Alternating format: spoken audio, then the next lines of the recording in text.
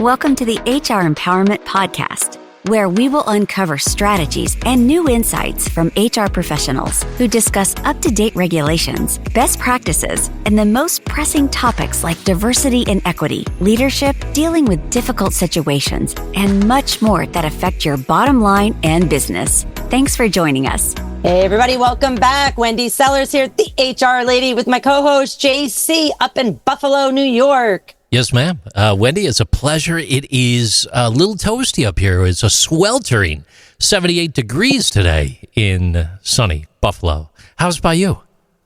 Yeah, I'm down in St. Pete, Florida. It is, I think there's a sauna going on out there. I would, kill for 78 degrees right now.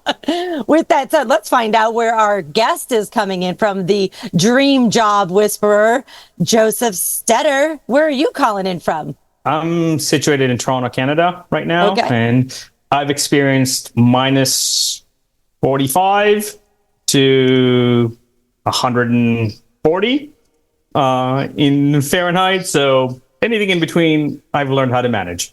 Yeah, right. Stay inside, that's for sure. Or in a pool or something like that.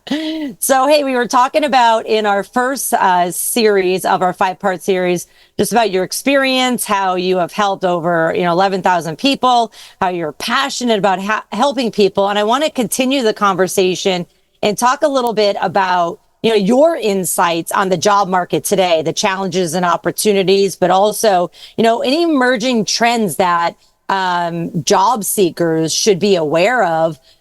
We've already kind of mentioned a little bit about AI as well, and there's so much technology and tools. But the interesting thing is most of businesses in the world are small businesses. Are they even using any of these fancy technology systems? So here's what I'm going to say. There is now kind of a mixed feeling about it, especially in the world of HR. You have companies that are terrified of HR and kind of going, we don't really want to know anything about AI, or we're not ready for AI. And then you have companies that are integrating AI tools. Now, here's the problem is that AI is kind of like the .com boom. Everybody's adding AI to their name, but like I was just at a tech conference and I spoke to a lot of kind of startups in the HR world that say that they're AI, but when I started asking them questions like, what are your values based on? What are your, how is your AI algorithm better or different than others? They kept just giving me jargon. And as someone who's worked as a recruiter for 20 years and not an IT guy, when I kind of go, okay, so it sounds like you're doing an old Boolean search where you're using and or statements that no one's used in 20 years because Google's advanced so much. And they're like, well, it's a little bit more than that because, so you have to understand, and this is where resumes right now are stuck because the old applicant tracking systems measured the formatting of the resume rather than the quality of the resume. And some of these AI platforms are trying to catch, but again, if whoever coded the AI didn't fix the fundamental issues that exist in resumes. For example, everybody on their resume writes, I'm hardworking, dedicated, committed team player with excellent communication skills and interpersonal skills. In 20 years of recruiting, I've met very few people that say, listen, I'm lazy, I will show up late, none of my work would be any good, and I really hate people. Please hire me. Not unless you're related to them or having an affair with them that you can get away with that, right? Now, similarly, one job posting on Indeed will get between 350 and 5,000 applications. Most companies today look at the first 100. So if people don't know the tricks, for example, most of the big job boards refresh their database between 11:45 p.m. Eastern Standard Time and 2:45 a.m. Eastern Standard Time. So depending on when you go to bed, if you go into your resume, press spacebar and press save, you've made a change to your resume. It's considered a new resume. So now you have a chance of being noticed on the daily refresh for recruiters. If you posted your resume in April and we're now in August, you're on page 7,000 of the database. Nobody sees you, right? The other thing is that we've been taught that we need to populate our resume with manage, direct, liaise, coordinate, and all the quote unquote action words. Here's the problem though.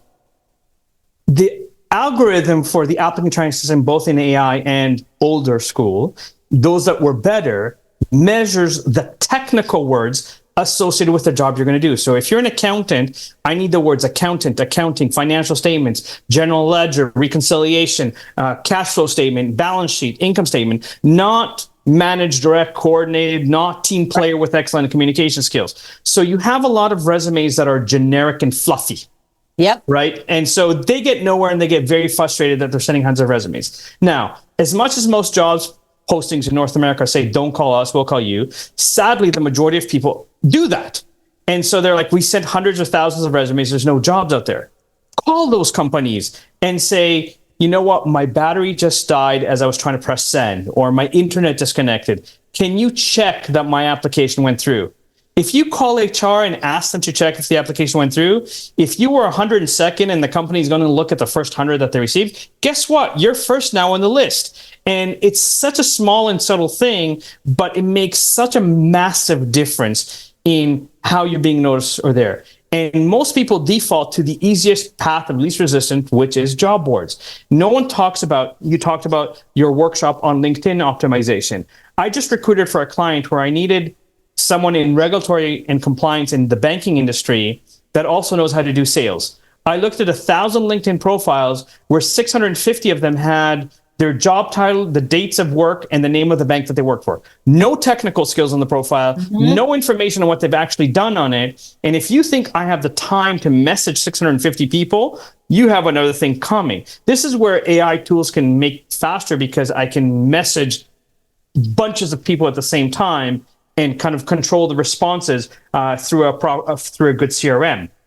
But, optimize your LinkedIn, work with employment agencies and recruiters, networking correctly, creating a position just for you. There's 5 things that you need to do, and you need to do them collectively. And understand, like in any other industry, if you register with one recruiter and they make you do 3 hours worth of tests and then never talk to you again, and you get frustrated and you go, that's it, I'm never working with a recruiter again, you're losing on a resource that already has ins with the companies you're trying to get into. They already have contacts.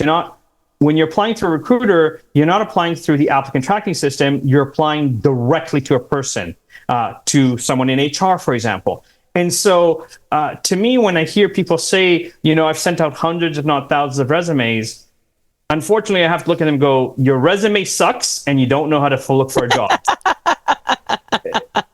It's the truth, though, and we have so much more to talk about. We do have to carry on to the next episode, though. We are going to be following up, talking about some more resume writing secrets from our professional, and then we're also going to be talking about a few more things like networking, as you mentioned, and application to offer, landing the dream job. So, with that said, everybody, thanks for joining us. We'll be right back. Thank you for joining the HR Empowerment Podcast, brought to you by Aurora Training Advantage. We hope you've gained new insight and strategies to navigate the HR profession. We look forward to you joining us again on the HR Empowerment Podcast.